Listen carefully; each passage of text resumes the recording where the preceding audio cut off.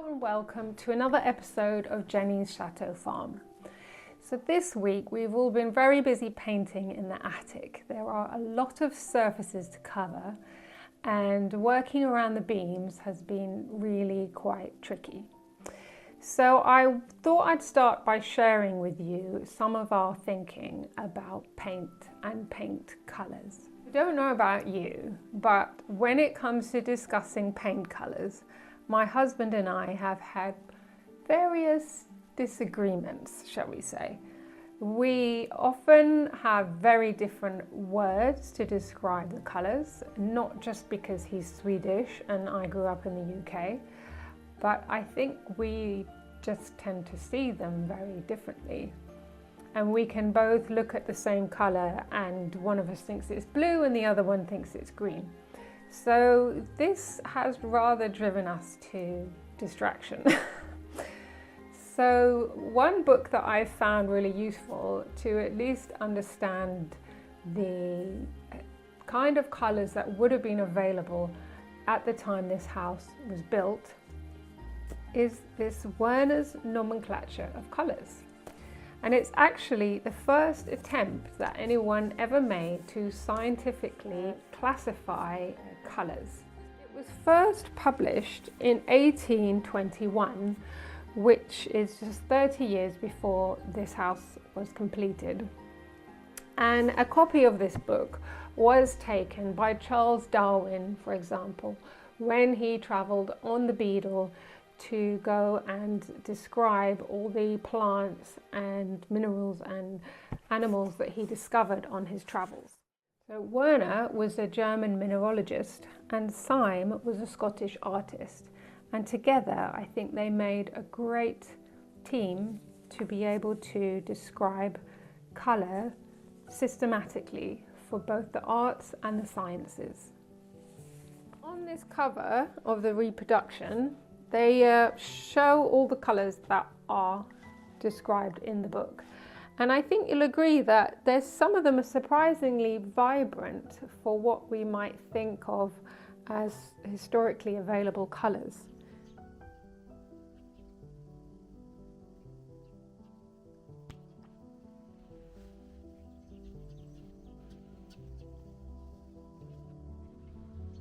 Thank you so much for the many comments you left when we showed you around your attic previously.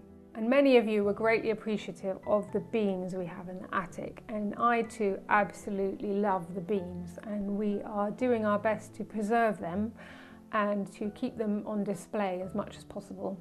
As such, we've been in touch with some other YouTubers who have a channel called French Farmhouse Diaries. And they are Budo and Tracy, and if you don't already know them, I can highly recommend that you have a look at their channel. Both of them are highly skilled, but Budo is a very trained carpenter and joiner, and he's completely rebuilding by hand from scratch all the windows, doors, staircases, beams, ceilings, roof of a farmhouse in Normandy, and it's absolutely stunning the work that he does in wood. So I can highly recommend their channel, and we've learned a lot from them, and Budo and Tracy have been very generous with their time in answering our questions about our beams and how best to treat them. So that is a project we will be getting onto in the future.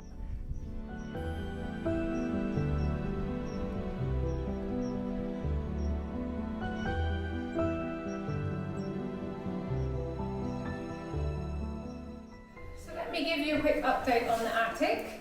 We have been very busy painting all the walls white.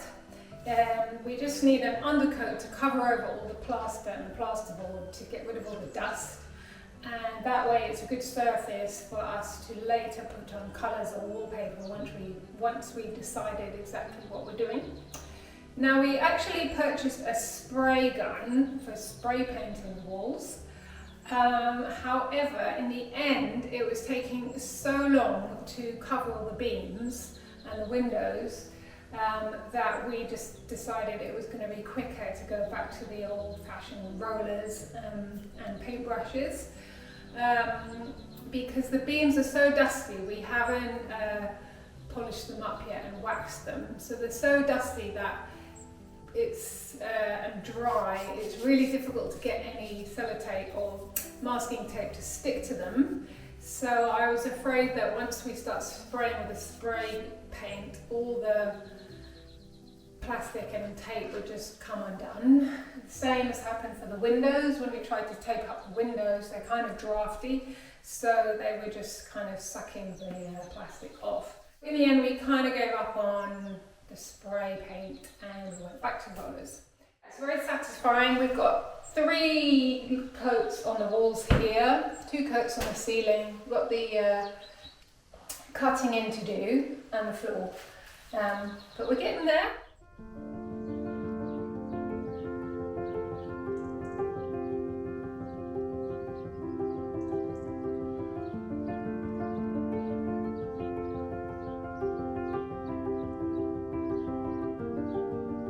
When it comes to actually choosing paint colours for this house, we have been recommended a company called Little Greene. And the reason we love Little Greene is that they have been working with the National Trust in the UK, who have been doing a lot of research to reproduce colours from period homes. So they've produced a range of colours called Colours of England, because they're inspired by colours they found in historical houses owned by the National Trust. So again, this is a really useful resource to help us find colours and paints and wallpapers that would be suitable to this period. And many of their wallpapers are actually inspired by French wallpapers.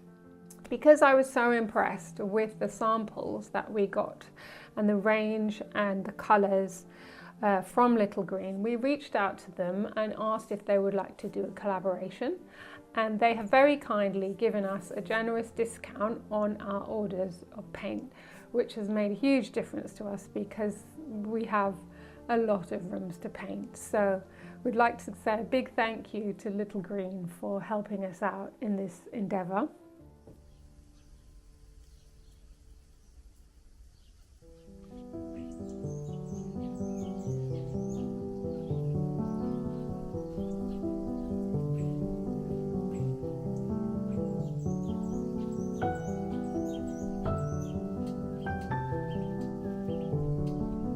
Thank you so much for all of you who commented on which was your favourite colour for the kitchen. And the winner, which was also my favourite, is Windmill Lane.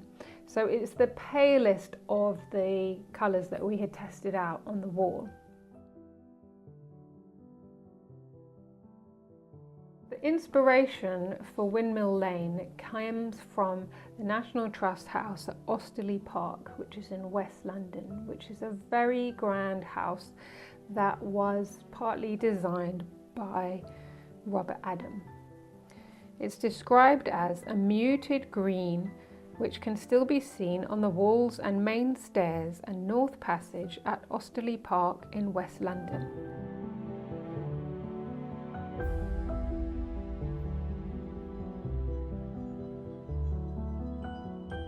The other colour that we've started using in the house is yellow pink, and it's not pink at all, it's very yellow. It says that pink was a name once used in connection with a yellow obtained from the woad plant.